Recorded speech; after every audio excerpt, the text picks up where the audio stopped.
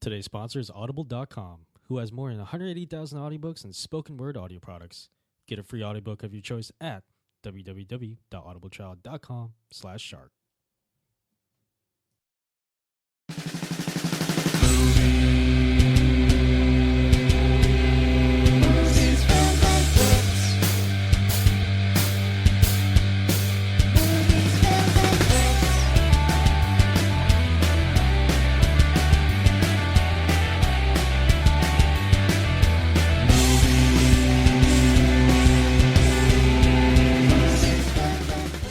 Hey!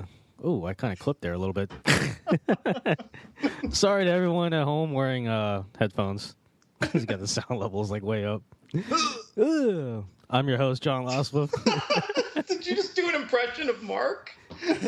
No, I was just doing an impression of me clipping. Like, John did an impersonation of me doing an impersonation of someone hearing John clipping with headphones on. Anyway, guys, welcome to the Movies, Films, and Flicks podcast, where clipping may or may not happen. I'm your host. I think I said that already. Joining me, as always, are my co-hosts, Mark Hoffmeyer. So the other day, I was the Lamb. They have this podcast, and he asked me to come on and do this 1950s draft. And during the draft, this one guy started asking me about Kurt Russell. And he asked me, do you believe this, right? Kurt Russell, the sleeveless king shirt. Sleeveless shirt king. He asked me what would happen if he just wore a T-shirt, and I lost it. Well, you mean he'd put on a T-shirt and then summarily rip off the sleeves? No, he's like, well, what if he just wears a T-shirt? I'm like, the answer to what if he just wore a T-shirt is then he would rip off the sleeves. Otherwise, the universe implodes on itself. I mean, like I said, maybe he could get away with like a short sleeve V-neck or like a short sleeve Henley, because Snake Plissken or Jack Burton, they would never wear ringer T-shirts. No. This is like my heart rate is increasing. I know.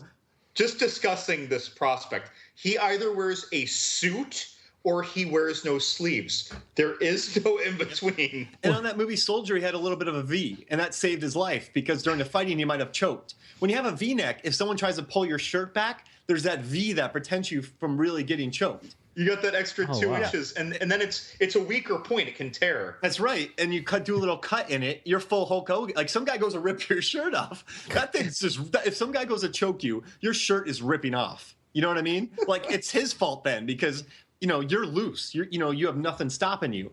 But if you have a ringer T-shirt and some guy pulls the back of your shirt, you're out. You're out in like 5 seconds. So, like, he said this to me, and I pulled a Chris Farley on the SNL when he got his coffee switch with other crystals. I almost lost it. Like, I jumped through the window.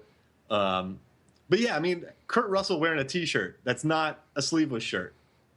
I feel like if you ever tried to wear like a regular shirt or like a full-on suit, I feel like he wouldn't have to do anything. Like, the shirt, like, sleeves will automatically fall off.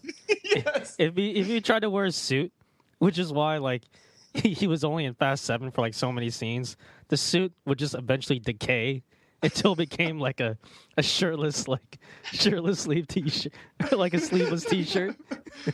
You're like Tim Allen on Santa Claus. Yeah, he exactly. Shaved, the beard came right back. Yeah. So, like, whenever he puts on a shirt, the sleeves just go... Yeah. No, I think that beard he had in Hateful Eight is when he just stopped shaving for, like, 30 minutes. Yeah. He foamed the fur coat out of his beard. Exactly. And underneath that big fur coat, he had a sleeveless shirt. Yeah. Wow. I think we just stumbled upon another Kurt Russell theory. Yep. It's actually the Kurt Russell clause. Yep. What if like someone accidentally kills Kurt Russell and he becomes a new Kurt Russell? Like, he just grows like a mullet, his beard just goes crazy, and all of his shirts, like the sleeves, just fall off. And like, what is going on? Work boots immediately. Yeah. So I remember a couple episodes ago, you guys were ranking the X-Men movies, the X-Men Universe movies, and Mark had really liked in Last Stand how like Wolverine kept cutting off that guy's arms, they kept growing back instantly. It's like, so he could keep like putting on a new shirt and a new shirt just over the old shirt, and the sleeves just keep falling off. Oh my god, what's going on? Like he's not even taking off the old shirt when the sleeves fall off. It's like he's putting on tandem shirts and just the sleeves are falling as he's reaching for the next shirt. Like, and if he wears a V-neck, it's like a little slower of a process. Yeah. Like, it's like drinking 85 proof alcohol as opposed to 80 proof. Like, there's just a little, you're going to get drunk a little bit less with 80 proof. So the V-neck sort of saves the sleeves falling off really quickly. Nice. John Lemongood, what's your Kurt Russell theory? Well, so I'm just going to follow up with this because as you were saying this first, I was getting like, angry isn't the word. I felt like I was going to have a panic attack, and I don't get nervous about things. So it was really weird. But I started to come up with ideas, and they kind of helped me ease me out of it instead of breathing heavily. And I started thinking, like, what if Kurt Russell's armpit hair was like steel wool, and so that was wearing off the fiber at the bottom end? Oh, yeah. And what if his skin was like shark scales, and so like the sinew of his deltoids were working the whole top and front, right? And that's what wears it off gradually when he moves around. The steel wool at the bottom, the shark scales on the skin, and the sinew at the top. So when he moves around, it just so if he stood perfectly still, if you were to literally hem a T-shirt with sleeves, a sleeved shirt around his body, and he stood still like David, like Michelangelo's David, it would stay there. Right. But even if it was a windy day, it would eventually wear off just from rubbing on his skin. The sleeves have no chance. And his steel wool armpit hair. And he chops a lot of wood, and his sleeves are gone in an instant. Yeah. Like when he pulls up the axe, like over his head, his sleeves just fly up in the air. Whoa. So, and right now, like I'm drinking this nice single barrel Four Roses bourbon that, like just a little taste of Kentucky from when I lived there. And when you were just saying these things like, no, but what if he just wore a T-shirt with sleeves? Like I almost poured it on my keyboard like he did in The Thing when Chess Wizard beat him. Just, ooh. How dare you! But I wouldn't want to do that to Four Roses. Yeah, that'd be a waste. Yeah. All right. That does it for our weekly Kurt Russell discussion. Or does it? Stay tuned. Dun, dun, dun. So I think it's time to start the podcast like we always do with listener questions. Mark, you got the questions for us this week, right? That's right. The first one, you can't say Kurt Russell. This one is from Spellman. Interesting. And the question is, what creature / monster / animal would you ride into battle with? So any creature from any movie or monster, the Kraken, any of that, what would you ride into battle? Wait, is this like my friend Michael Spellman? From whom you got this question? No. This is Chris Spellman, but I didn't want to say Chris because everyone would think of Chris Kelly, that son of a bitch. I'm sorry, I got a good friend named Mike Spellman who listens. I was just curious if he reached out to you, and I was thinking that traitor. Yeah, we actually became really great friends behind your back. No, he's my friend. Like, my friend. Sorry. Okay, so what monster, animal, creature would I ride into battle with? Like anything, yeah. Like, so Falcor. Oh, yeah. Falcor. Because it doesn't matter what I'm facing. You could have a Balrog, but I have luck. But what if that furry little door, and you could sleep on him when you're kind of, when you've landed on the ground. Yeah, he looks comfy. Yeah, but what if he gets killed? Like, that's just getting killed is a very unlucky thing that would never happen to him. Ah, but wouldn't that get boring? Living? Yeah. Happily? You can tell him from like Tampa, Florida. It's like, well, what about when someone cold cocks him from behind? No, that's unlucky. Wait, so when you're at a bar and you walk in front of somebody, you won't get punched in the face? So you're stepping to Channing Tatum. Yeah. So when you're dancing, you won't pull a hamstring? No, Wait. so I mean, initially I thought of a Balrog, or I thought I'd be on a Balrog, and then on me would be Yoda. So Yoda would be Master, I'd be Blaster, and then the Balrog would be the Blaster Bomb. Well, you'd have to have like ice or something, because aren't Balrogs hot? No, not for me. You wear some chaps. Lemongood will be hot for the Balrog. That's right. It's like, oh, dude, man. Yeah, you remember how hot I was getting when we were just recording, what was it, episode 62 when I was in Florida. I was just melting in the room. I think I just doused the Balrog with sweat. There was like beads of baked bean sweat rolling down your face there, man. I don't even eat that, but that still sounds funny. All right, so we got Falcor with Yoda on your shoulders. You know, it horrifies me to wonder, but I'm sure that there are listeners like right now out there who are like, "Oh yeah, from Neverending Story." They're like, "What the hell is Falcor, and why can't he die? Because that's unlucky." It's like because he's a luck dragon. 1984, the Neverending Story, kids. I really hope you've seen that. He's like that furry worm thing, or whatever. Yes. He's like a dog dragon. Honestly, when I was a kid, that thing freaked me out. Like it actually kind of like ugh. Like why would you want to ride that, man? You know how, like, when you first meet Falcor, you don't see him up close that much. You just see his head, right? And he looks like a furry, elongate dog, right? A snake-like long dog that flies, that's giant. But then later when he's sleeping, and I think it's like Billy Crystal or whatever, is that, not Billy Crystal, but someone, Mel Brooks or, someone's that little weird guy who comes out. Princess Bride. Oh, but he comes out and injects it. Remember, he injects the Falcor? He injects him with something. I think you're making this up. No, and then Falcor wakes up like, Roar! But the thing is that he injected him onto his back, and his back had scales. And I remember looking at that, not understanding what was going on. Like, why does the strip of his back like have scales? Like, I thought he had like mange or something when I was a kid. Like, I was thinking of like the dogs that my mom warned me not to go near that had patches missing. I thought it was like an unhealthy like diseased luck dragon. That's not very lucky, so that doesn't make sense. Yeah. So does he have fleas?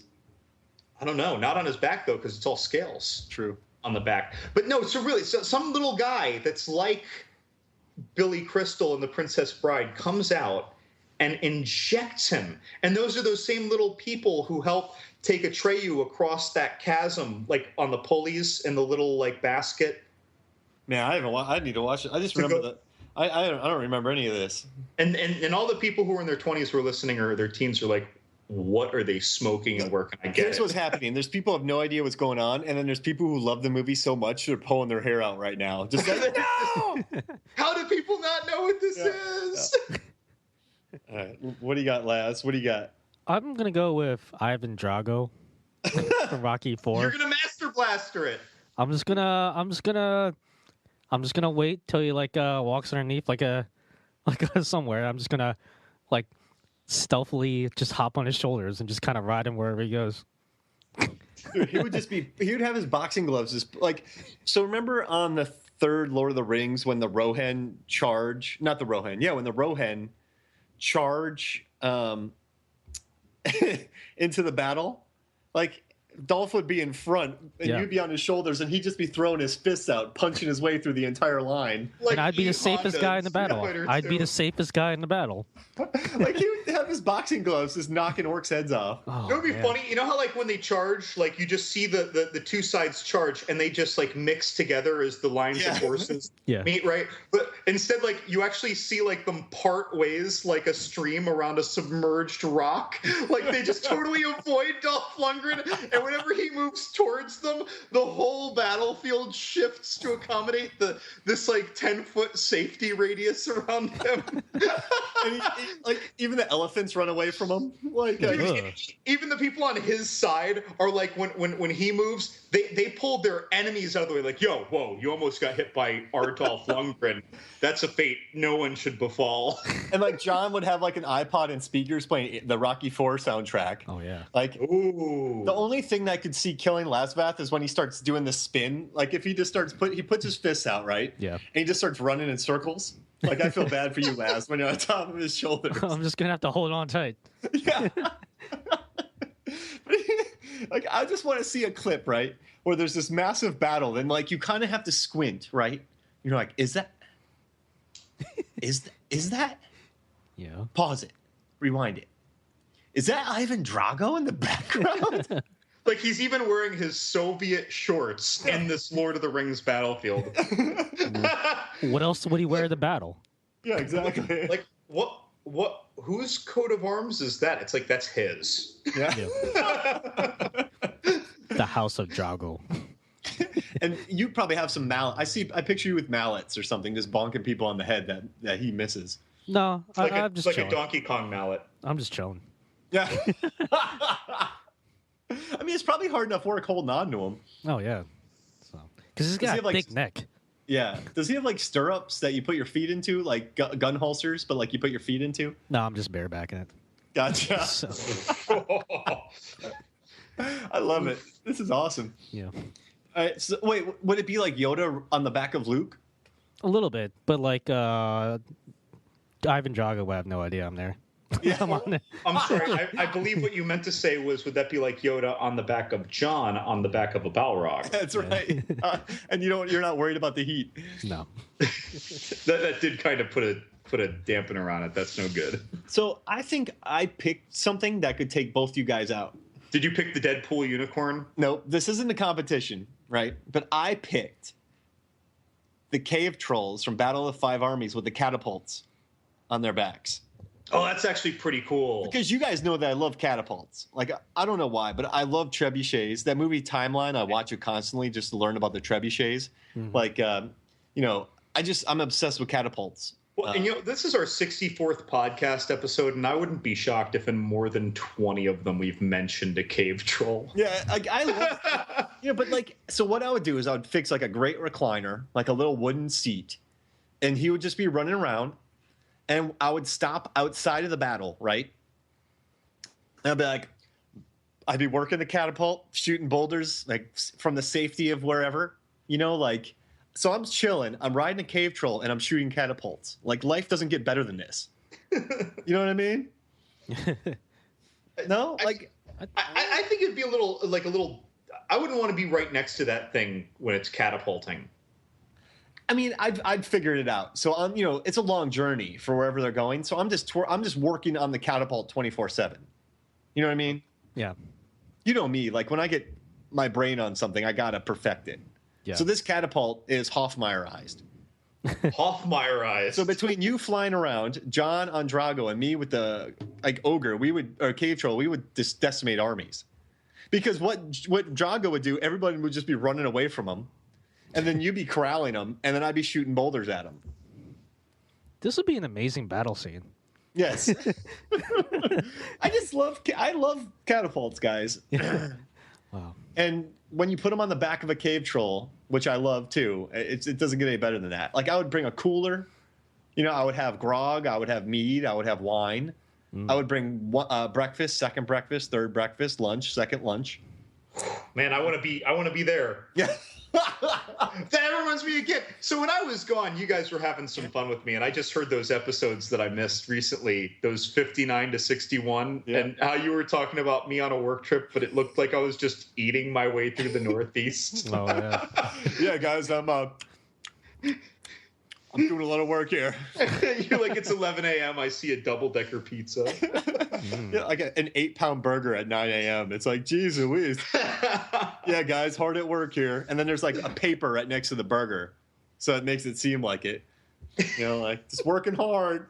The paper just says science on it. Yeah, exactly. Working hard, guys. Like 12-pound Philly cheesesteak.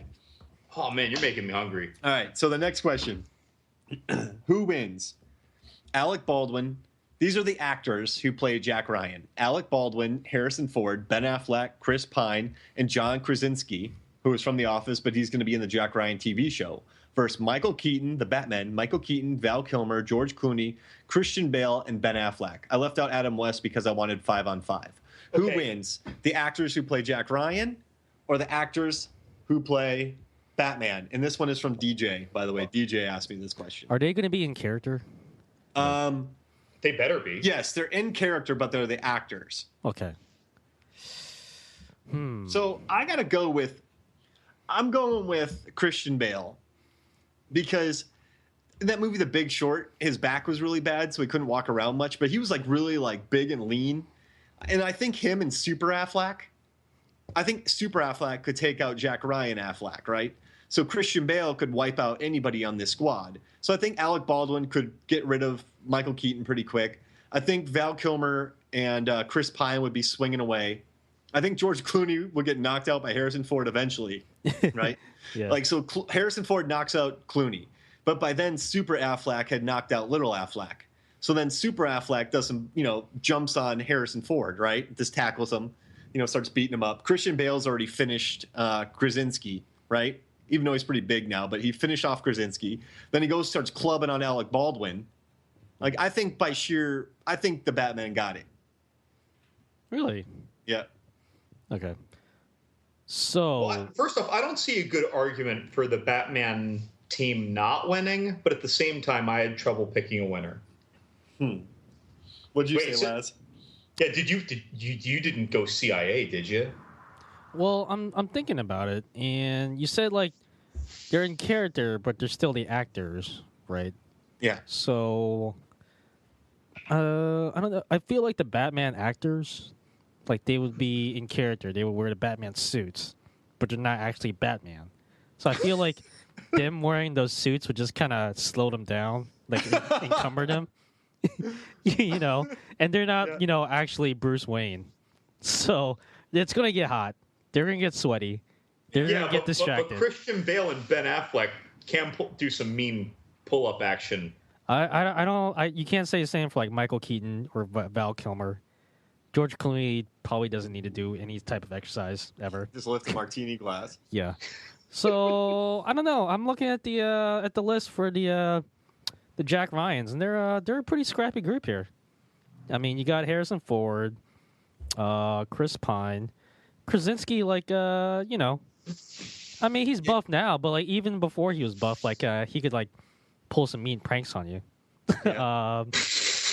Alec Baldwin, he's got like a notorious mean streak about him. So I feel like he could use that to his advantage somehow. I feel like Alec Baldwin would never throw a punch. He would just get dad mad at you or like angry man at you. He would send you an angry voicemail. Yeah, he would just try to like grab you. Yeah. Like he might throw a low ball glass at you. Yeah. Like he'd throw it, but he's not actually trying to hit you. He's just trying to throw it near you because even though you dodge it, it hits the wall behind you. The glass shatters, and like a fragment gets in your face and distracts you. Plus, pulling out low ball glasses. I feel like he would also inspire the group. Like right before the battle, like he gives that famous Glenn Ross speech. Always be closing, right?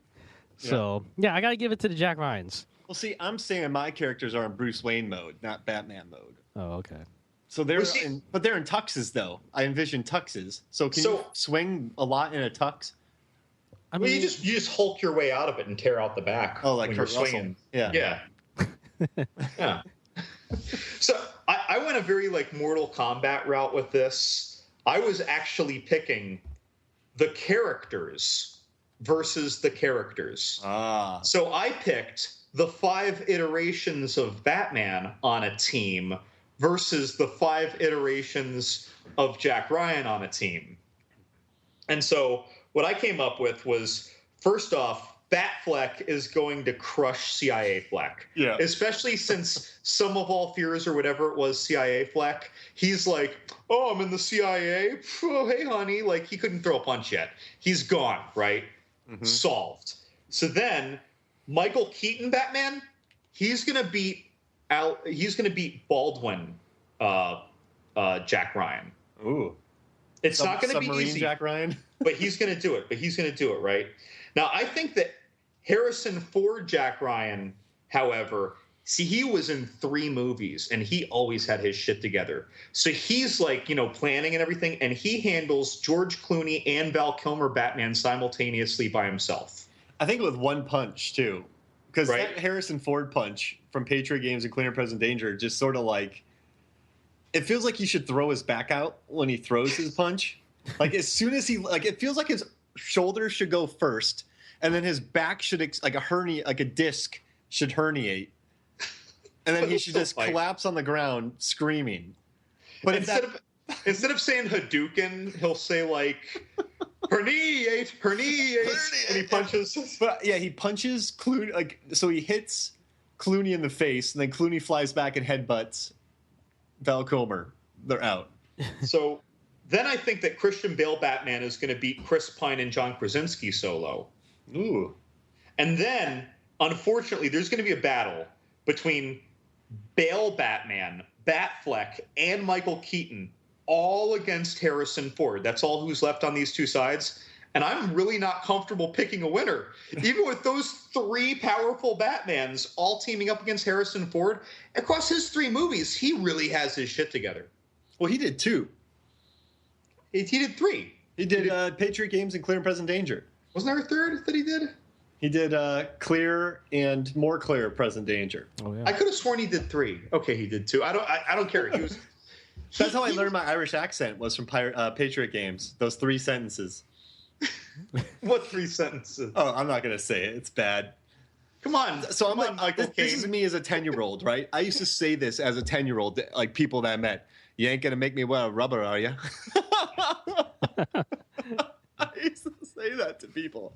And then there's another one I forgot. Yeah. Did you know what that was? Yeah, because I was watching like Reservoir Dogs at the time. I was a feral little child. It's covered in dirt. I don't know how to react if a 10-year-old. They're like, "Oh, you're gonna make me wear rubber," and I'm like, I no, would you're high 10 five years that old. 10-year-old and take him out for a whiskey. I would have like stole some cream soda from you and ran away on my bike. I'm like, "No, I'm not gonna make you wear rubber. You're 10 years old. Get away from me." Jeez Louise. Oh. So we got, I think so all of us have Batman. Oh, we have a draw, and then we have, so it's a tie.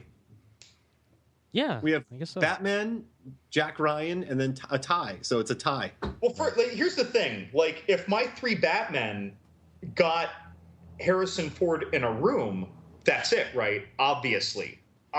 Any one of those Batmen in a room with Harrison Ford. But the thing is that Harrison Ford's too good. That Jack Ryan is too good to ever end up in a room with even one of them, let alone all 3 of them. So, then does he just tactically nuclear strike them with surgical precision? That's why I'm not comfortable even picking. Yeah, like it's. And on Patriot Games, there's that boat chase at the end that he gets away from Sean Bean. And then there's that amazing action scene in Clear and Present Danger where all the guys are like, move, move, move, move, move, move, move. So he would always be moving. It'd be like The Raid. It would be like The Raid, but with Harrison Ford dodging 3 Batmen.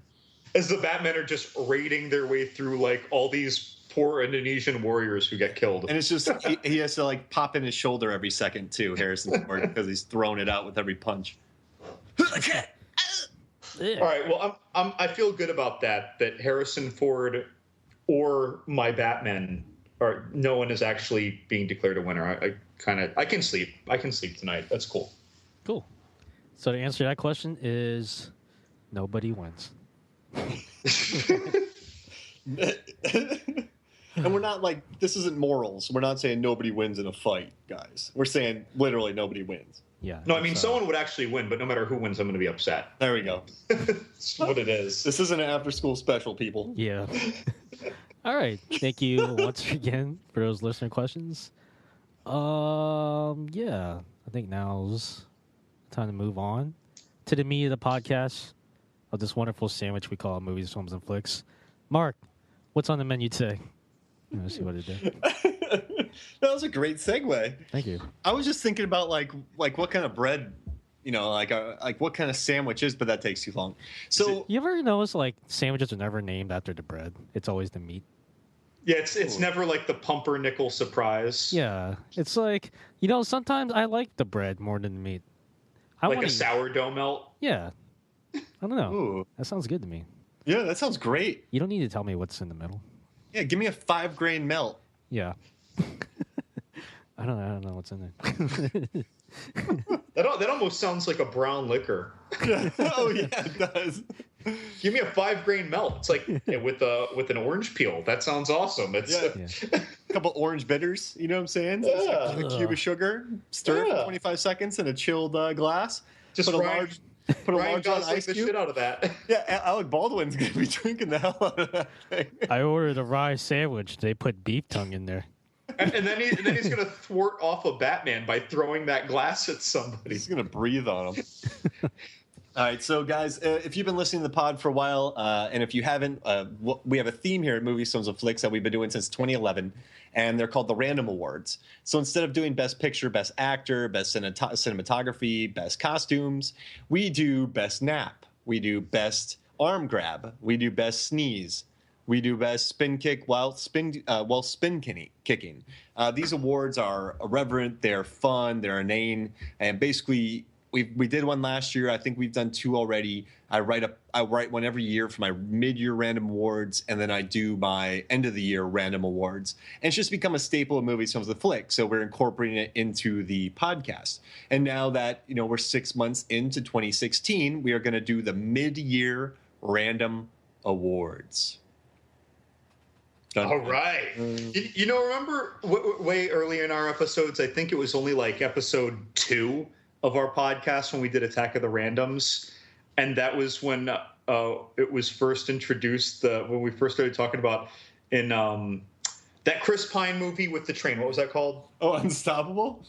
No. I'm not Chris Pine. Chris Evans. Chris Evans on the train. Oh, Snowpiercer. And Snowpiercer. When we started talking about dipping the axe in the fish and talking about drop kicks and Chris Evans and tackling were in like the next 3 episodes. I mean, that's a great theme. If some dude's sticking a knife into fish, I'm going to kick him while he's sticking that knife into the fish. That's a drop kick. That's right. I'm going to tackle him. Both feet into his chest, and there's going to be like gray marks on the white shirt of the feet. Shaped like feet. Yep.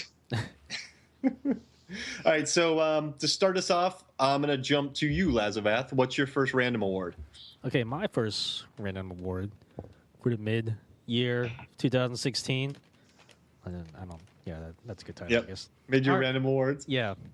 I'm going to go with Best Henley. All right? Ooh. Is it Timothy Oliphant in whatever he was in? No. Is it Ryan Gosling? He was a close second, actually.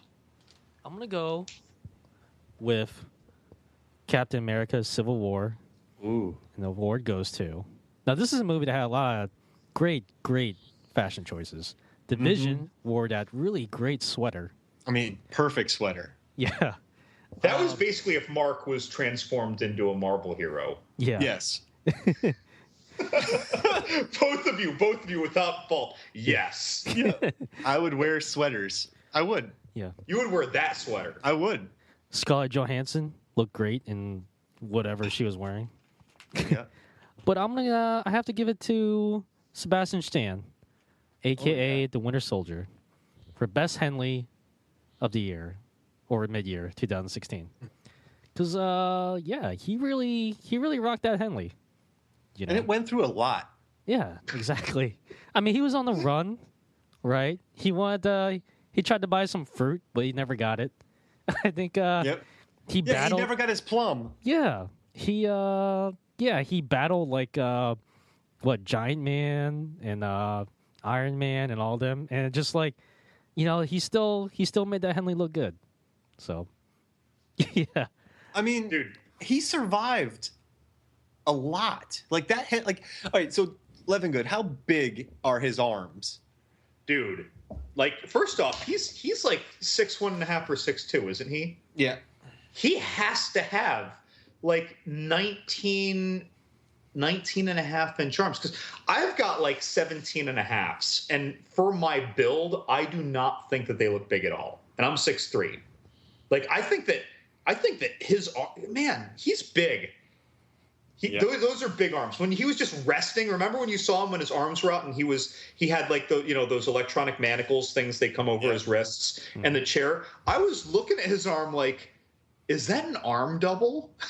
But I know I was really looking at him like in the next 5 scenes he was in, like, does that dude really have that arm? And I realized he does, but I don't know if his arm was that big in the first one though.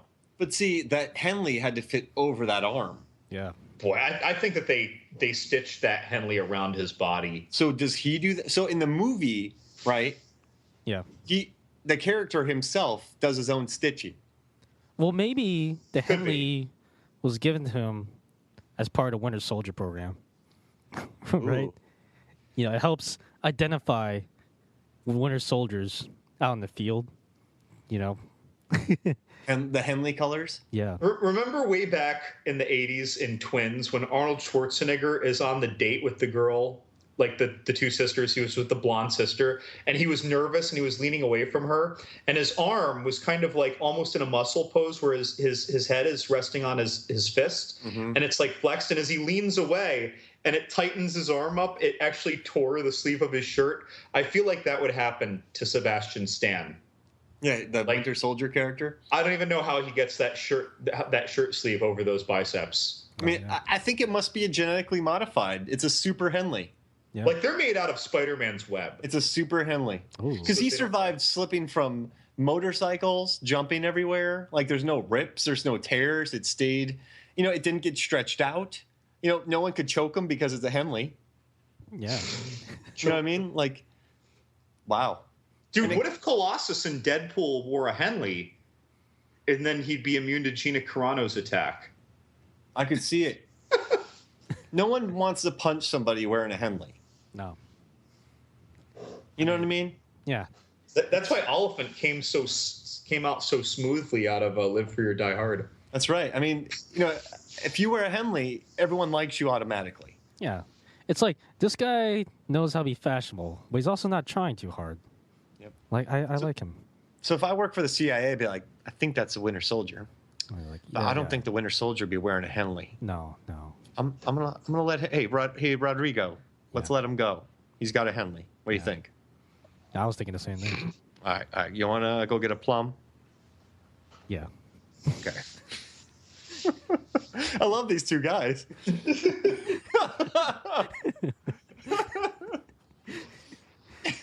They just All right. plum-eating government officials.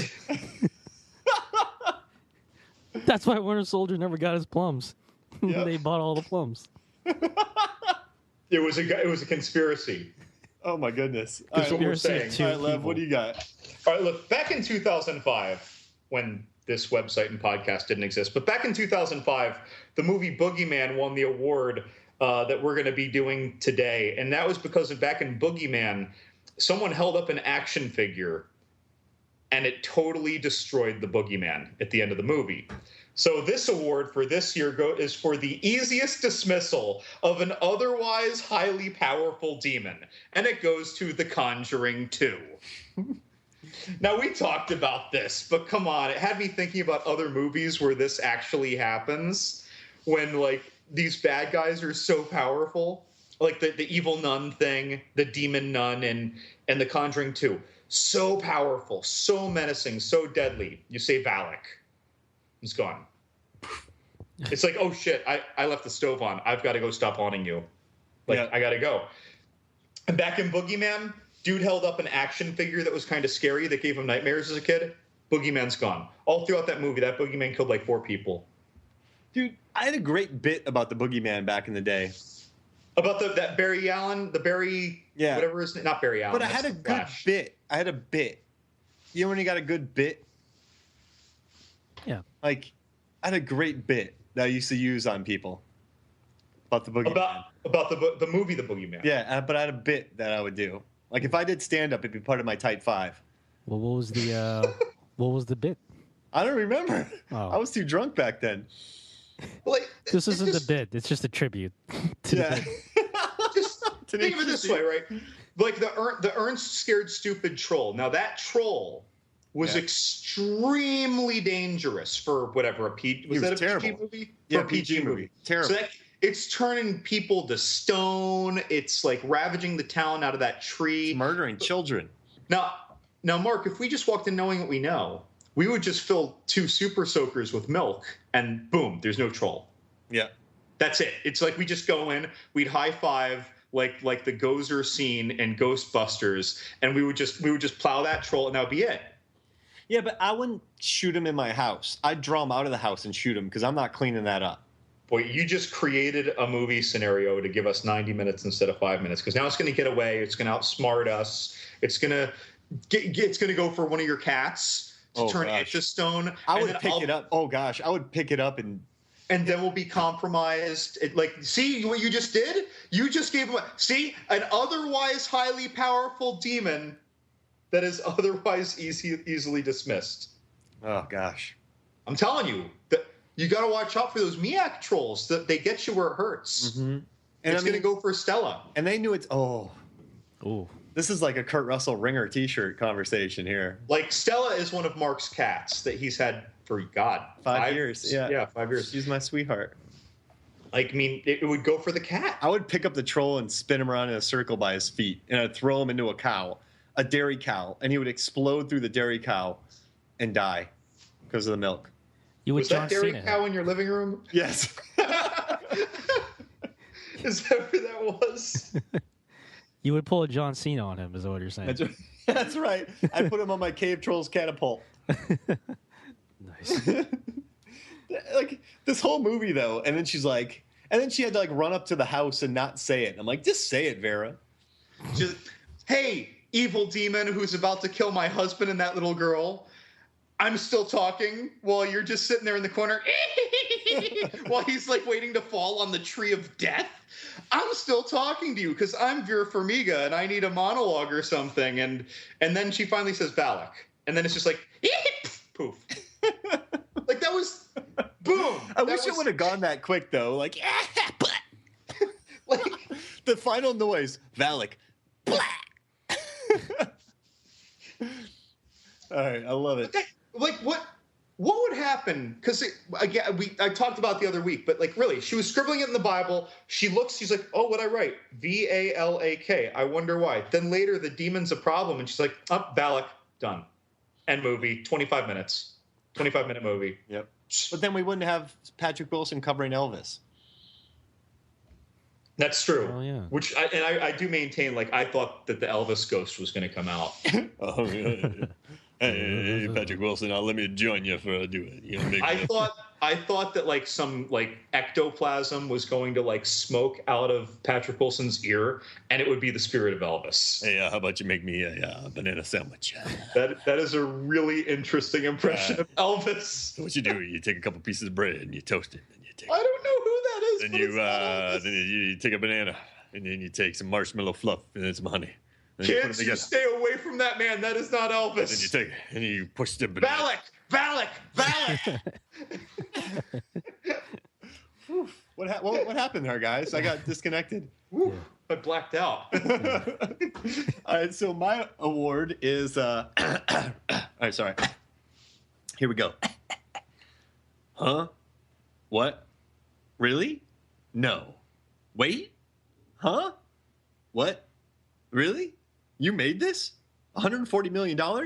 Who signed off on this? Really? Huh? Jerry Butler? Egypt? Gods? Huh? Award.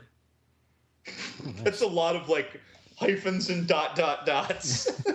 And it's for Gods of Egypt, which is a $140 million movie that Lionsgate wanted to turn into a franchise, but it feels like they shot it in 2001, forgot about it, and then they're like, I guess just release it. Was there any marketing for that movie? Oh yeah, they had a Super Bowl commercial. Really? Like, yeah, and it's by the guy who directed The Crow and Dark City. But this movie is about a bunch of white dudes who play Egyptian gods. Right. And you don't get time to know any of the characters. I don't remember any of their names, even though Horus, because he's a god. But like, it's basically all the women are in like plunging necklines. There's like tons of like cleavage, and then there's tons of Jerry Butler with a Scottish accent playing an Egyptian god. There's Jeffrey Rush as some bald dude fighting a giant worm. No time is spent on it. Oh, and Nicolaj Waldo Coster, the guy who plays Jaime Lannister in Game of Thrones, he is the worst runner I've ever seen on screen. Oh yeah, that's true. There's something wrong with his hips. I think he's a great warrior. I think he's a good actor. I like him in Game of Thrones. This movie, Headhunters, he's really good in. But in this movie, when he's running, I'm like, what is happening? What? In this movie, it makes no sense. It has Chadwick Boseman, who played Black Panther, and he's all sassy. And like, it's just. Oh, that's right. He was Thoth. Yeah, it's a CGI blob of a movie. It is the biggest blob. And they make these stupid jokes. And it's like, who gave these people $140 million to make this movie? You know, they shot it in Australia for 46% tax break, but they wouldn't even let them shoot in the studio, so they had to use an old hangar. Ooh. And like this movie, who Did one person ever go, hey, so this is a movie about Egyptian gods, and we're using Jerry Butler? Is he going to use an accent? No. Is he going to be Scottish? Yeah.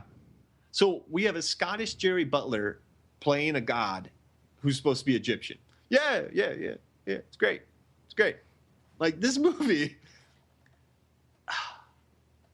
Well, and Nikolai, that last name, Nikolai, like, he's talking like he is Jaime Lannister. Yeah. Like, he's still Jaime Lannister. So, like, he stepped off the set of Game of Thrones and changed nothing but his wardrobe in terms of his mentality. And they're like, Jaime Lannister, you lost an eye instead of a hand. And then they go to Gerard Butler and they're like, hey, you know the way you talk and everything? Just keep doing it. Yeah. Like, whatever movie you did with Katherine Heigl, remember you were just talking like a Scotsman? That's cool. You're an Egyptian god now. Just ugly truth it. Just ugly truth. Can I? So I had almost come up with like the whitewashing award that everyone else was talking about on the internet, because every time they do an Egypt movie, this seems to happen. Now, I loved The Prince of Egypt, right? I loved it back in 1998. But Ralph Fiennes and Val Kilmer were our two Egyptian and or Hebrew leads, and neither of them are either. Nope. Okay, and then in 14, Exodus, we have Joel Edgerton, right? Christian Bale. And Christian Bale. And they are playing our Egyptians and Sigourney Weaver. Hebrew. And now we have these two other white guys. Like, they can't even give us a Jewish person, let alone someone with a little bit of, like, African Arabic blood or something. Like, what is going on? Because as great as Prince of Egypt was, I'm sure we didn't have the internet, like, thriving in 1998 the same way as now. But I'll bet a lot of people, like, in their living rooms were talking, like, were those just two white guys playing Pharaoh and Moses? Was it a Jewish guy? No. Was it an Egyptian, like an Arabic? No. Okay. Like, that had to be. This is a theme that keeps happening. Yeah, and like, the movie itself is just not good. Like, it goes so, like, the only interesting thing for this movie was it was two of the women, the Morton Joe's wives were in it. Really? Yeah, one of them rode a snake, that stupid snake. And that then, almost albino looking one with the whitish hair. And then the girlfriend, she was also one of the five, Zaya, or whatever her name was. She was one of the, so two of the five were in this movie. And the only good line in this movie, this girl, so Set takes over, Jerry Butler, and he's like, everyone's going to be poor, so when they go into the afterlife, they can't go to the afterlife. And this girl, she dies, and she's going to go to, she has no money to pay for the afterlife. And she goes, oh, my smile isn't enough? Like, I thought that was kind of funny. But other than that, this movie has no... I just love that $140 million movie that looked like it was filmed in 2001 was a tentpole movie for Lionsgate. Something else is like... So we were talking about Hush not long ago, back at episode 62, right? And you made the point that even though it's a home invasion movie and the guy was really sick, it wasn't a mean-spirited movie. This kind of is, and it's like an effects blockbuster that largely takes place during the day. Like, a brother defies his other brother and rips out his eyes, and like, they're just flat out trying to kill each other. Like, this was actually, and then with Ra, the father, and like not getting along properly with him. This was like a very cold movie. Mm-hmm. Yeah, it even started with that dude trying to steal a dress for his love. Oh yeah, he stole her away from his family and just steals her stuff. I mean, it didn't seem sweet. It wasn't like Aladdin trying to steal a rose to be sweet. He was like, I'm trying to steal you this really nice dress. It was basically just like some trashy dude on an episode of Cops who just hasn't been caught yet. Yeah, like, you're supposed to like him, but you're like, wait, he just stole from that vendor. And he didn't have to. Dude, like, that might have taken that dressmaker like a month to make that dress. And it fit her perfectly, too. Of course it did. They wrote it in brackets in the script. He's like, here, try it on, and print in brackets. Fits perfectly. I think I read on a Vulture review of it. There's more plunging neckline than nurse fabric. I thought that was pretty funny. But yeah, it's not a good movie. All right, Last Bath, what's your next award? Actually, before I give out my next award, now's a good time to take a break. Yeah. So stay tuned for that. I know you're all in suspense already. All right, guys. See you in a little bit. When I say pod, you say pie. Wait a minute. Whoa, what's Robert, going on, Kyle? take your headphones off real quick. Okay, sorry. John, what the hell is this? Oh, I don't know. Robert invited me over. And Yeah, I had don't no know. idea. This is kind of awkward. Are we Yeah. doing like a promo or something? I don't know. I wish he'd put on his pants though. Yeah, he's like dancing around. He's talking about Shark Dropper. I think he's looking for the baby oil. Anyways, Robert, what are we doing? Huh? What are we doing? What was that? What are we doing? I can put my headphones back on? Yeah. Oh, we're doing a promo for Shark Dropper. Oh, okay. That podcast we do that has improv, and we just talk about our daily lives and Oh, that's stuff. true. Yeah. I still wish you'd find your pants. Where can I though. find it? Oh, wait, are we supposed to wear sharkdropper.com? Search on time. Welcome back to Movies, Films, and Flicks. You know what? We just had like a quick little discussion about Hot Rod and how great that movie was. What a great underrated comedy. I mean, that's That a was. gem. Yeah. Like, that's one of those movies you say it's an underrated gem, and you wouldn't sound ridiculous. It was the Lonely Island's first movie, right? Because Yep. it had the Andy Samberg and all those guys in there. Also, Danny McBride before he got big. So, Bill Hader. yeah. Wasn't Ian McShane the dad? Yeah, he Yeah. was his stepdad. And Andy Samberg and Sissy Spacek, like, Andy Samberg had to beat him up to earn his respect. Isla Fish is in there. Oh, yeah. And there's that there's that Point Roadhouse Tai Chi scene where she makes him crap himself. Oh, and weren't you just in love with that guy who was just dancing like randomly? Oh, I was. Oh, my gosh. I thought that dude. Wait, were you saying that to me? Yeah. Yeah.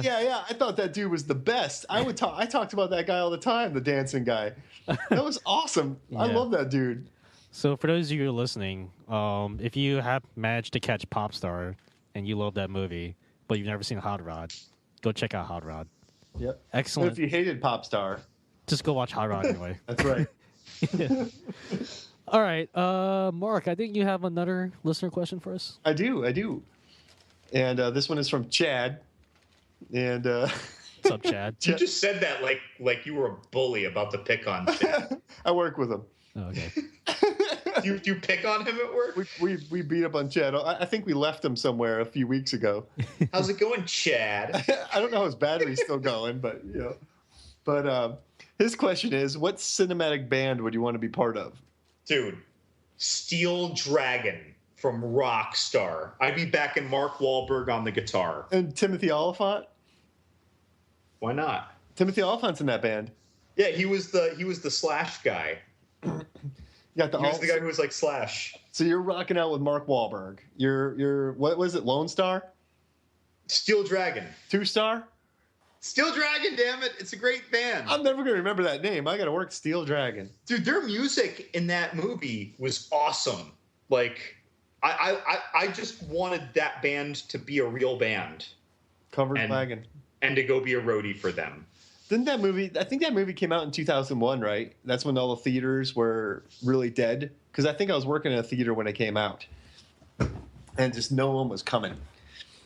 I think They should have come because, I mean, you got Jennifer Aniston in there, you got Mark Wahlberg in there, you got the font, man. You got the font. fanting around.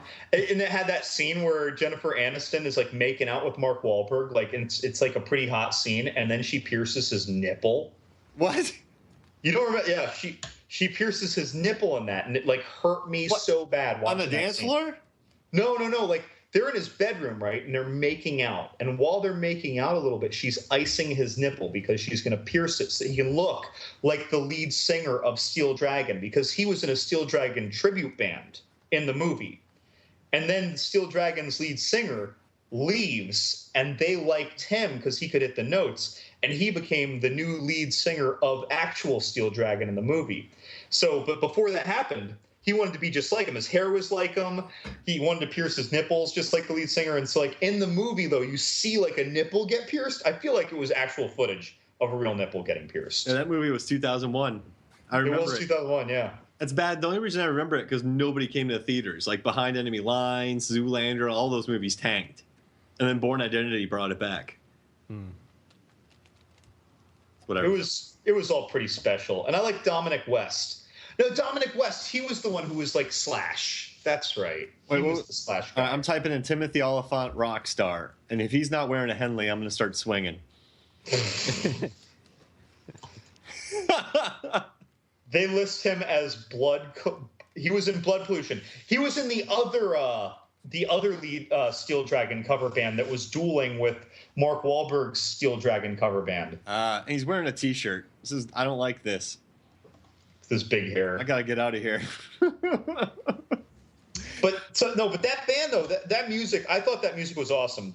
That music, that fictitious band's music affected me as much as the reenactment band music in Straight Outta Compton. Like those two movies are like my number one, like, I don't know, band movies. Gotcha. Wait, now I want to be in Straight Outta Compton. Now I want to be in NWA. Crap. No, wait, fictional, I guess I should have said. All right. In that case, Steel Dragon. And my backup is the old school band that did Total Eclipse of the Heart. The Total. Oh, yeah. Oh, we can use our PG-13. And I need you more than fucking ever. All right, what about you, Laz? Okay, so the first band that comes to mind is Spinal Tap. Oh, yeah. Oh. But you don't want to be the drummer. No. But I always have, like, that speaker that goes up to 11. Yeah. Well, why don't you just make that 10? I'm like, no, because it goes up to 11. And then Stonehenge? Yeah. I don't know, but Spinal Tap actually comes in second, right? As much as, as fun as it looks, like, to be a part of the band, I think this band, like, it just looks like they're having fun, or like he's having fun all the time. It looks like a one-man band, but I don't know what his name is, but it was the guy playing the flame throwing guitar in Mad Max. You want to be the Doof Warrior? The Doof Warrior. That was the guy who did their soundtrack, Something XL. Yeah, I want to be part of his band. I feel like it would just be exciting times. Oh, so you wouldn't be the Doof Warrior. You would be one of the drummers. Yeah. I don't know. I feel like that'd be amazing. Yeah. I mean, you don't have to worry about jumping from your vehicle to another vehicle. You just got to hit the right notes. Yeah, exactly. And if I hit the wrong notes, like I'll get a face full of fire. It's like you're fired. Oh, I mean, who notices, right? Though, like, you know how you wrong. Like, can you really blame somebody for hitting the wrong note while in a speed chase over like very rocky terrain? Yeah. It depends on if you're Morton Joe or not. Like, I'll bet a Morton Joe will saw off an arm over that. He looks at you and goes, mediocre. Your B flats was. I bet you mediocre. I bet you the guy's pretty demanding, right? Yeah. It's like he's got like a lot to deal with. He's got to put on the show while at the same time chasing Mad Max and Furiosa. So I don't know. I feel like he's just like super stressed all the time, just trying to put on a good show. So he expects the best out of everybody. He's like J.K. Simmons from Whiplash. Yeah. I mean, technically, he is. You would be a drummer, and he'd be like the band leader. Drum faster! But you just have these huge mallets, and you're like, dum, dum, dum, dum, faster, dum, dum, dum, dum, dum, dum, too fast. Dum, dum, dum, no, slower, dum, dum, faster, dum, dum, dum, slower. Compose me a Valhallan hymn. Boom, boom, boom, boom, boom, boom, boom. Mediocre. Boom, boom. Wait, what? So a Whiplash. I miss Fury Road. I want more Fury Road. Dude, Whiplash Road. Yeah. I mean, that's applicable. Yeah. Oh, wow. All right, so I'm going with the good old the Oneaters. Oh, from That Thing You Do. The Wonders. So they started Dude, I off. love that movie. They started off as Oneders, It was supposed to be Wonders, but everyone called them the Oneaters. And then they switched their name to actually the Wonders. But what I like about them is, so, Spinal Tap, they become very sad. Like they're just very sad, right? Like I love them, but, you can laugh with them, but they're out of their minds. And they kind of lose touch with their audience. But the Oneaters, or the Wonders, they have one massive hit that they'll live on the royalties for the rest of their lives, right? They have a great tour. They go all around the world. They appear in some movie, and then they break up, have a bunch of money, and then they go do their separate thing all happy. So it's like you get out of the music industry before all the bad stuff. So it's basically one-hit wonder, make a ton of money, you're out. You can sell garage doors. They were like a shorter timeline version of the Jonas Brothers. Yeah, and like they make money. They're gonna play that song forever. Like they're gonna make so many royalties if that song was as popular as it was. Like they can live on that for the rest of their lives. So I am not an iTunes crazy person. I only have like 300 songs on my iTunes. That's it, like 300. One of them is That Thing You Do. Yeah, see? Like, and if this was in that fictional world, it was it hit number 41 on the charts here, but it hit number 1 there. They went all around the world. They're going to make royalties. They got out of the music industry before they were burnt out. There's no like Stonehenge that's 13 inches high. There's no nipple piercings. Like there's no Timothy Oliphant wearing like a regular T-shirt. It's just 4 dudes go around the world, big hit, they're out. Nice. Boom. You know what I'm saying? Like you're not going to end up like you're not going to choke on a sandwich. Yeah. You know what I mean? Like you're not going to have to keep up with the times. I'm going to tell you, though, their lead singer, Jonathan Chaish, he did not turn out well because, like, in the 5 years after that, he's doing, like, sequels to The Lost Boys. He's doing Prom Night. He's doing every bad horror movie. One of those Tales from the Crypt movies he did. Like, he's doing every bad horror movie. Yeah, but in the movie, he did great. He started a really popular band. But in my head, it's his character who then turned to those movies. Well, interesting. Because he didn't want he wanted that spotlight all the time. He was pissed when the band was breaking up. Yeah, Embry just went and joined the military, and like Giovanni Ribisi or something was just like, whatever. I love that movie. There was a longer cut, but Tom Hanks knocked it down lower to a shorter thing. I love that movie. I've got like 1,000 horror movies. I do own That Thing You Do. He did a Nerdist commentary where he got all defensive about the director's cut. He's like, I just cut everything out. But apparently he loves the director's cut more than the theatrical cut. Right. But yeah, so that's me. I'd be in the Oneaters. Okay. So the answer to that question is Oneaters. Yep, Oneaters. The Oneaters. All right. Not the Wonders. No. All right, Laz, what's your random award? All right. So getting back on the horse. My second random award? The Midyear 2016 random award. My second award is Best Mr. Ooze impression. If you guys didn't know, Mr. Ooze was the villain from the Mighty Morphin Power Rangers movie that came out in 1995. Ivan Ooze. Yeah. He was like this really kind of alien-looking, kind of purplish, pink-looking I already know what you're talking about. Yeah. I already know. So this year's winner of the Best Mr. Ooze impression is what's his name? Oscar Isaac. Oscar Isaac from Apocalypse. Yeah.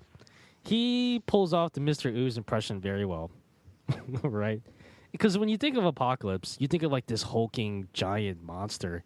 And Oscar Isaac just went with the Mr. Ooze route. Yep. Right? He Just puts his hand on a TV and goes, learning. Yeah. No, he didn't. Yeah. Oh, I didn't see it. No, I'm glad I didn't. Yeah.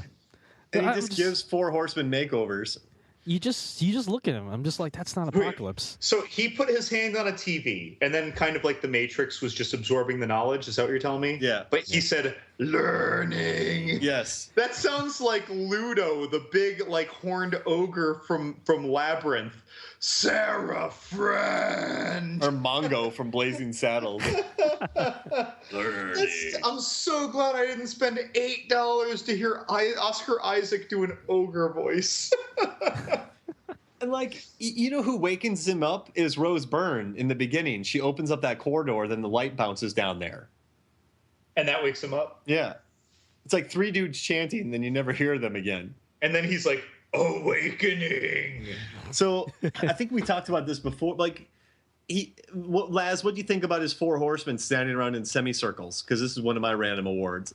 Ugh. It was kind of a waste because they were actually they were really good characters with like a lot of backstory, and they didn't do anything with them. Like So. Olivia Munn said, she like worked out for 7 years, and she just stands in one spot in this movie and glowers at people. Yeah. And she has one jump, and then the rest of her CGI. What do you think she did for that in preparation for that? Did she just go outside, stand in one spot, and just glower for Just like hours looked on end? angrily at things. Yeah. In a tight. Everyone else is wearing normal uniforms, and she's like wearing this tight outfit. She's just walking around like a vegan in a meat shop, sneering at everything. Yeah, exactly. Just like. It's just, and at the very end, she glowers again. She does nothing in this movie, and she said she was dissing on Deadpool. But yeah, I had best makeovers and standing around in a semicircle. Wait, what was that? Best That's what? makeovers and standing around in a semicircle.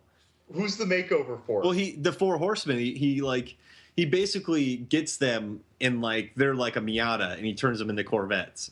Like he puts his hand on them, and Storm gets a really sweet mohawk. So she didn't have a mohawk before he. Well, it wasn't as super. It wasn't as fancy.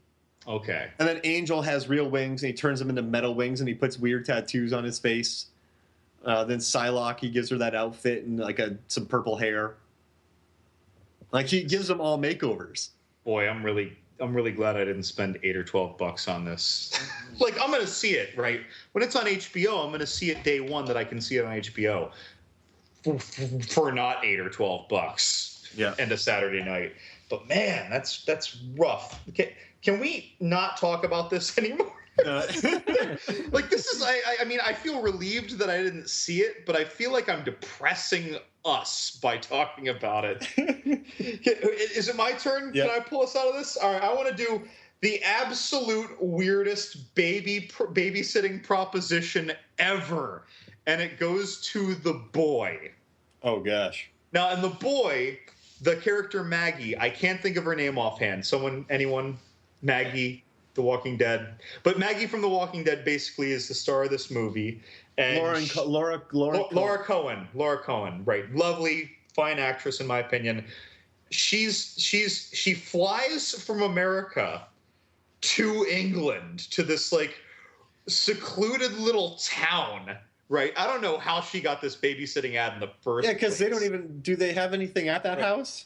It's huge. It's a huge house. Everything's in it. Pool tables, everything's in it. There's like 89 fridges, but like everything's there that she could need. But like there are these rules. Now, but even before you get to the rules, with this proposition, she flew from America to probably London, and then drove for hours to some secluded little spot. It was way out of town in the woods, in this big house, in this little town. And then she interviewed for the job. And when she interviewed for the job, they say, these old people, right? They're like, I don't know, 70. This is our son, Brom. And Brom is like a porcelain doll that's like 2.5 feet tall that looks like it's modeled after a 7-year-old. And they say, Brom is a very sweet boy. And they treat him like he's a regular kid, and they have a straight face. They're 100% straight faced. Like when they walk out of the room of the Brom doll, like when the dad walks out, he's not like, okay, look, my wife is totally like nuts, right? But we have to play along with this. I'll pay you really well. No, he's straight facing it. Right? And so they have to follow the rules. She has to feed him. She can't leave him alone. She has to sing to him. He has lessons, like classes, like he's being homeschooled. There are all these rules that need to be followed. And she's just like, this isn't weird and something right out of a horror movie. I'll take it. No. And by the way, at the end of the interview, they said it was up to Brom, the doll, whether or not she got the job. And then, like, she leaves the room for 30 seconds, and the mother comes out. She's like, Brom chose you. He likes you. I'm like, what is going on here? In the words of Monty Python, run away. Exactly, away. man. This is more evil than that rabbit with the big teeth. Can I ask you something? You can ask me anything about it. Now, I like this movie. I want to be very clear to our listeners. This movie is stupid, but it was stupid done very, very well. I was pleased with it. Could she have just ran away? Okay, here's the funny thing, all right? Because she was secluded, she was in a little secluded town. She didn't have a car. So if she called somebody and said, and it's me, right? I'm babysitting Brom. I am. And I'm like, yo, Mark, like, I'm in this little hamlet outside of London. I need you to come pick me up and take me to the airport because something, I just want to go home. And you'd be like, okay, bro, I'll be there in an hour. You'd get there, I'd be dead, right? I'd be dead. But if instead I was just thinking to myself, something's not right, and I just walked out the front door, everything would be fine. If I just walked, if I walked like the 5 miles over the course of 2 hours down a trail to the town and then got a cab or a bus, everything would have been fine. But if I said stuff out loud, dead. What if you called 14 people over when Brom wasn't around, and then they helped you pack? Could you all leave, or would he kill all 14 people?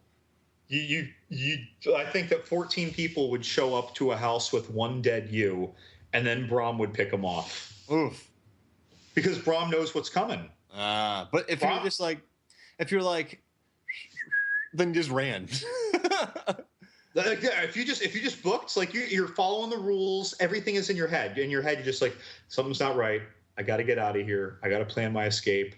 And you just literally drop Brom and run. It sounds like Stop, Drop, and Roll, doesn't it? Drop Brom and run. If you just drop Brom and run, you'll be fine. You'll be fine. Don't come back. Just keep running. You will be fine. It's weird. It's weird the way this movie works. It takes a lot of horror out of the movie. But you see, the movie worked. I maintain that this movie worked. And I walked in. Am I the only one who saw this, by the way, guys? Yeah. Laz, did you see this? No, I didn't. So you guys saw the ad, and you probably both thought this is going to royally suck, right? Yeah. Okay, I thought that. I went in there certain I wouldn't like it. I was almost grumpy, but I'm I have to see it. The production value looks too good. And I was pleased. I really liked it. Nice. But I mean, not since House of the Devil was there such a weird babysitting proposition. I mean, I like the idea of it. In House of the Devil? No, of the boy. It's a kooky idea. But there's so many red flags. It's just so many red banners. You flew all the way out there to interview. You walked out of the room for 30 seconds, and Brom whispered to his mother that he wanted you. No. That was enough for me. Interview over. I'm out. Brother. It was bonkers. But House of the Devil was weird too. So I got another movie here featuring a kid, but it's about a kid on the run with his parents. And this award is Best Jean Jacket. Ooh. What's this? Let me show you a picture. Midnight Special. It's directed by Jeff Nichols. It's an Amblin film that J.J. Abrams wishes he could direct and burn. And it is a beautiful movie where Michael Shannon is on the run with his son. Hey, that kind of rhymes. And throughout the film, he has this sweet jean jacket, which Kurt Russell would be proud of. I'm going to show you guys a picture right now. Here, I'll put it up to the camera. Hold on. I feel like I saw ads for this movie on certain discussion group forums where it was there's something fantastic. Yeah, about it. Well, see, can you see the picture there? I see Michael Shannon in a jean jacket. Yeah. Oh, the Canadian so basically, this boy has some superpowers, but he's in some cult. So his father, played by Michael Shannon, and his friend Joel Edgerton, break him free of the place, and they go on the run. They pick up Kirsten Dunst, and they're being chased by Adam Driver, who's a very kind of nice doctor. But it's just a movie about a dad and mom protecting their son. And Michael Shannon is always good in it. He was also in Shotgun Stories, Take Shelter, and Mud. And it's just Jeff Nichols knows how to make these beautiful movies that don't tell you much.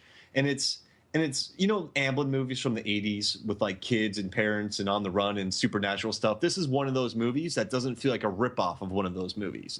It's an original story. It didn't do well at the cinemas, but I think what sells it is Michael Shannon buttons his shirt all the way up, no tie, and wears a jean jacket.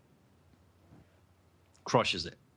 So what are the powers of the kid? I'm actually really curious. I don't want to tell you that. You know, it's okay. Right? Yeah. Well, I told you a lot about the boy without ruining anything. That's fair. Like we're not. Yeah, I mean, now I'm curious though. when you go to the website, you're going to look at Shannon and you'll be like, this guy's a leading man. He has good hair. He has a good jean jacket. His jean jacket game is strong. Like, is this like a dramatized extended episode of Heroes? No. Interesting. If Heroes, the best episode of Heroes season 1,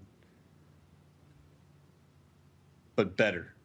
All of season 1 was great at Heroes. Yeah, but it got so bad I forgot about this first season. Season 2 and 3 and whatever. Kind of like the Pirates of the Caribbean series. I love the first one. The second one was okay. The third one was all right. I hated the fourth one. So now I hate the whole series. But we just watched the Pirates first movie while we were cooking the other day, and now I love the series again because the first movie's so good.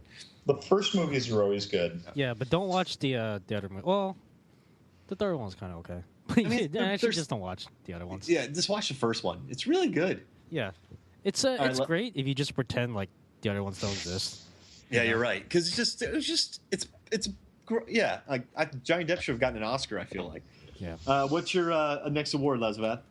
All right, this is actually my last random award because I only came up with 3, but I felt like I saved the best for last. All right, so this one is best use of the name Martha as a plot device. Right, dude. So there's a. Oh man, it was a pretty wide field for this award. But did you say Martha? Did you say Martha? What? I don't even know I'm angry at you anymore. The winner, best friends forever. The winner goes to Batman versus Superman. For those of you who haven't seen the movie, right?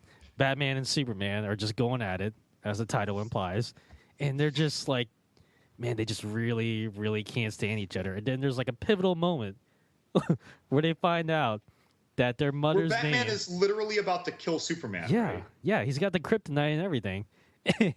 And then Clark Kent just yells out, Martha. It's like, and Bruce Wayne's like, what?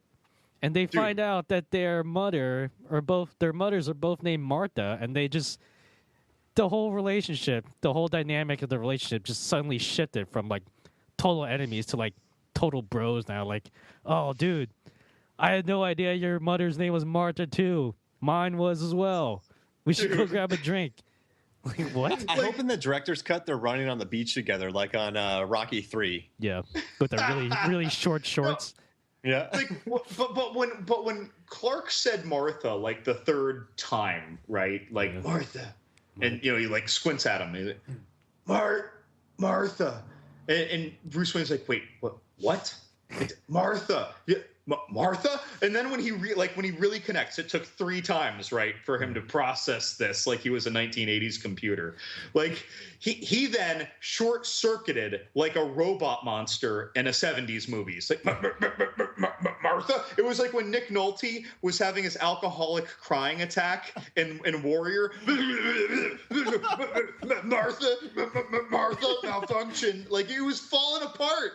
Like I don't understand. Like it was the code word. It's almost like in Civil War where they're like freight car 7 peach blue, and then the Winter Warrior just goes nuts. Like you know, I'm pretty sure like the writers like they intended for that moment to be like a pivotal emotional turning point for the movie where you know they start to move past their differences. But it was just really obvious. Like I mean, there's this term called Deus Ex Machina that it's basically like a plot device that just, you know, solves like a bunch of problems. Like the biggest problem in this movie up till then, like, how do we make these 2 friends?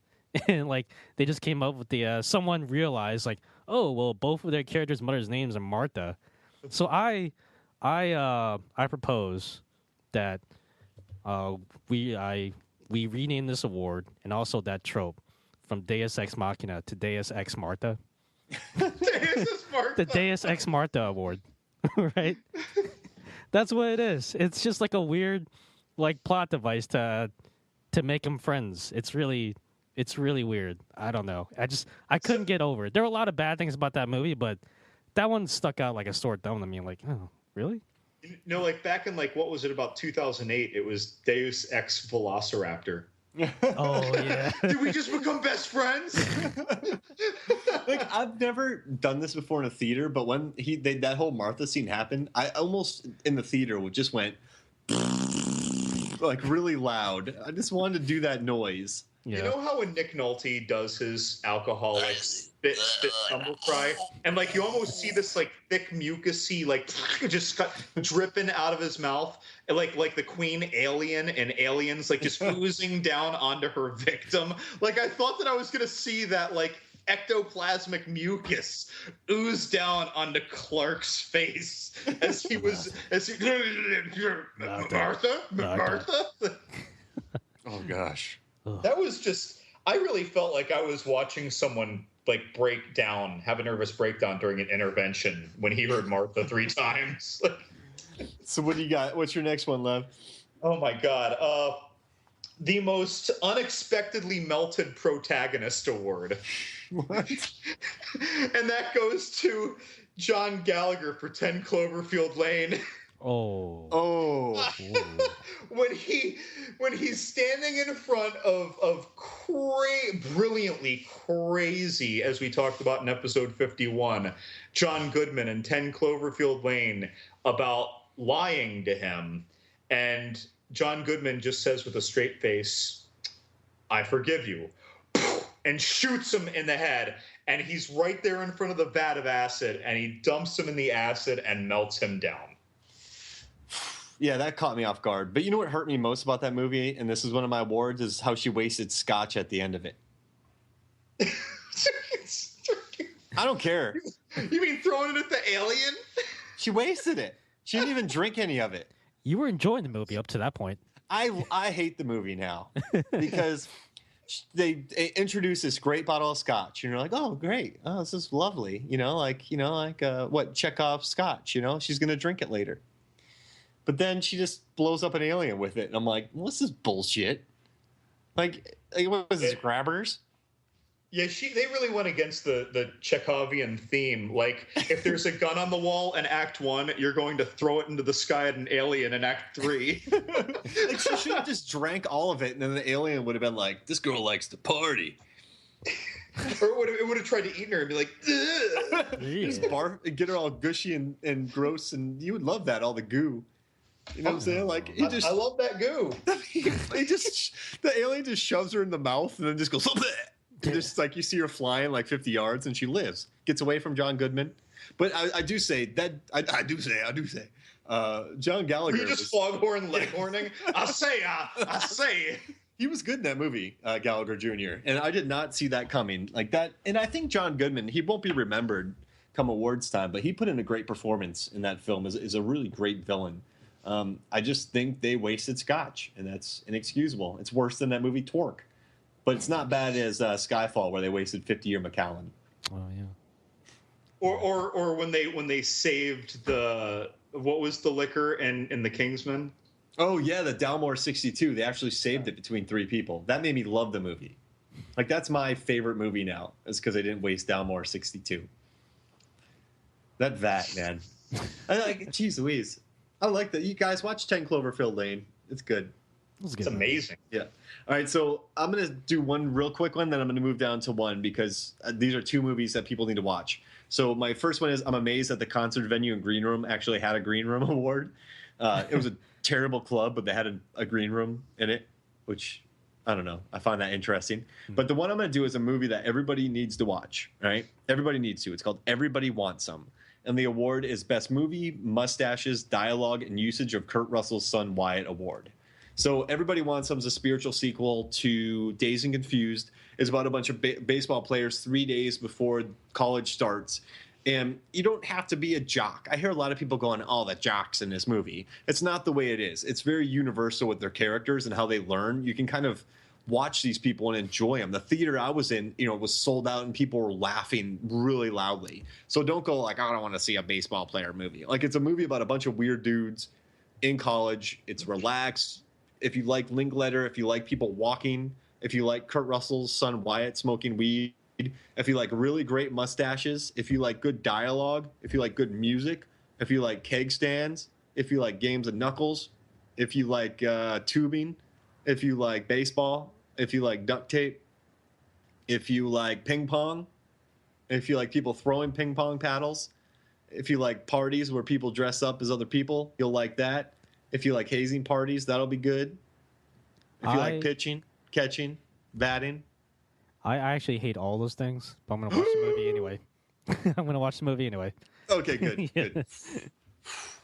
All right, do we have time for one more award? Yeah, just one more. All right, Levin, good. Take it. All right, so I'm going to pull a hopscotch too. So the one that I won't discuss because we already kind of discussed it in episode 57 is the worst twin empathy award ever, and it would go to The Forest. Oh, but gosh. please listen to episode 57 if you want to hear how these twins were the worst twins ever. I'm in the forest, and I'm just walking around the forest, and I'm scared in this forest, and there's suicides in the forest, and I'm looking for my sister, and You're doing the Japanese suicide forest diaries. I openly mock Japanese people because of their food, and I eat chips instead, and I don't listen to people, and I go off the trail, and I'm with a guy named Aiden. Why is his name Aiden? What are these sticks? Who is this guy? Why am I walking? What? Aiden's hot. So they say don't go off the trail, but I'm gonna go off the trail, and I'm gonna hear. I'm into nature. I'm gonna hear a ghost voice, and I'm gonna run really far towards it. And Let's follow it.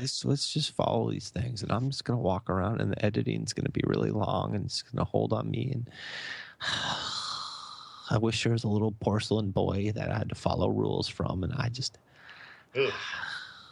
The woods, the forest. Was it the woods? The Forest. Ugh. The Woods is a movie that's coming out that people are evidently stoked about. Oh, yeah. Dumb horror. But so my actual award that I'm going with is the most eerily menacing King Louis ever award for The Jungle Book. Yeah. In the new The Jungle Book, they made King Louis, who was, both appropriately, interestingly, and very well played by Christopher Walken. Yeah. But they made King Louis like 25 feet tall. Yeah, he was a monster. They made King Louis into like King Kong. And it was so weird to me that he was so big. And then it was like one of those TLC TV shows, like My 600-Pound Life or something, where they never stand up from their couch or something. Because when King Louis got up, his like fur was all matted and tore off, and it was stuck to the stone under him, kind of like he had been sitting there pooping himself, and the fur was matted. Why else did the fur come off like that?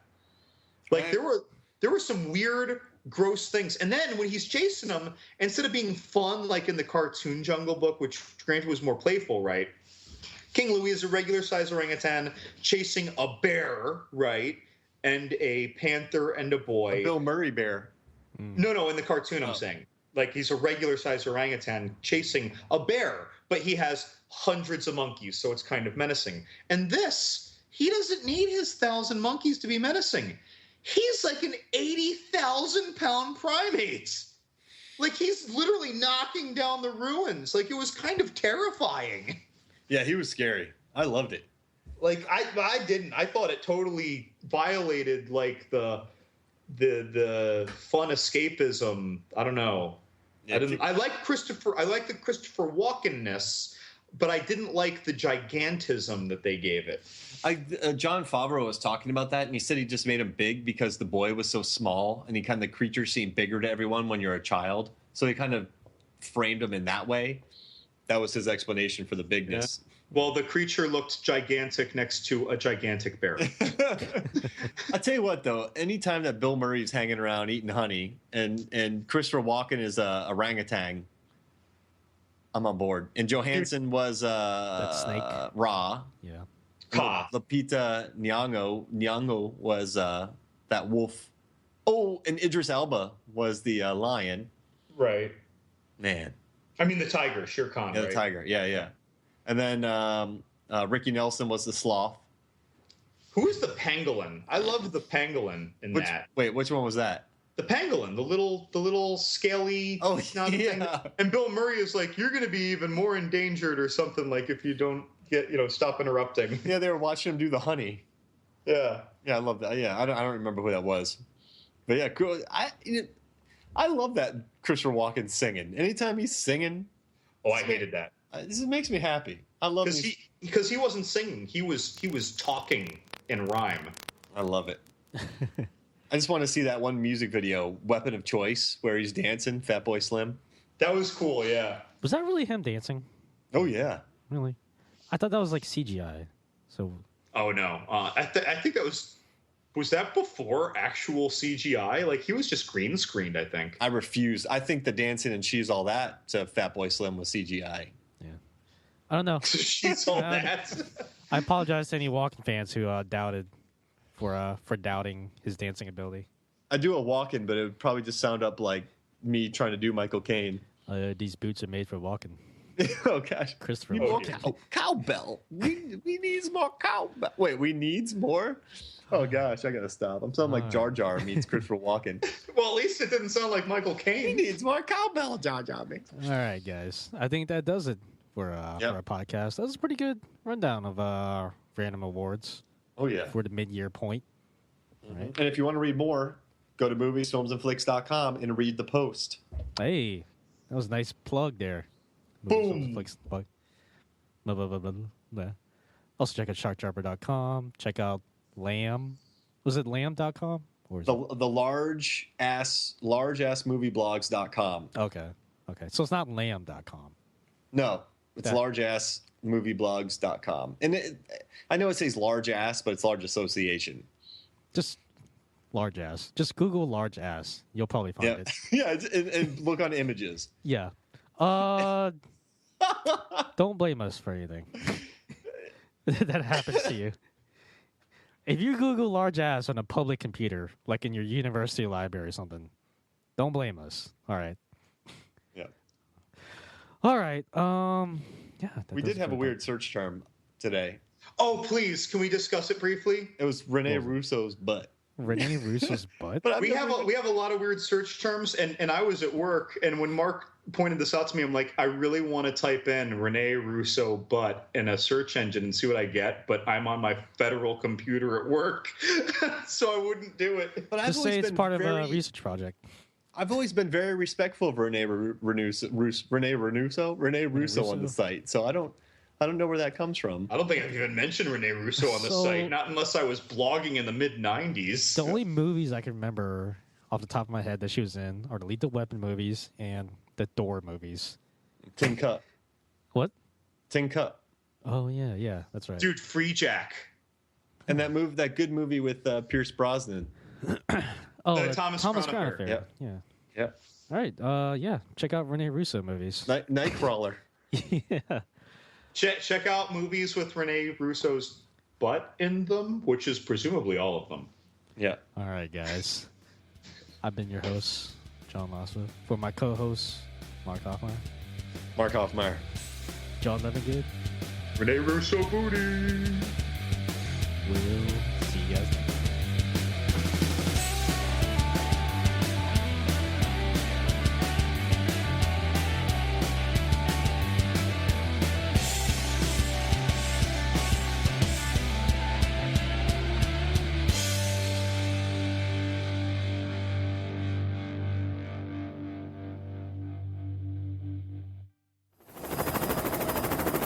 Above the target.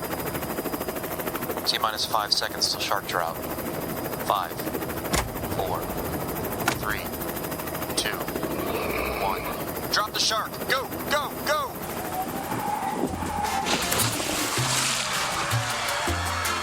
This podcast is a Shark Dropper Studios production.